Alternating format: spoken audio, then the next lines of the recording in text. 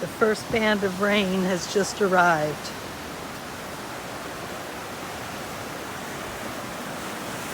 So we'll use this seawall as a baseline for the height of the sea today. And I'll just come out here and check on things as long as I'm safe. But the sky is finally clouded up all the way. If you remember from this morning's video, it was very still. But the wind is just going diagonal back and forth. And this is facing like north.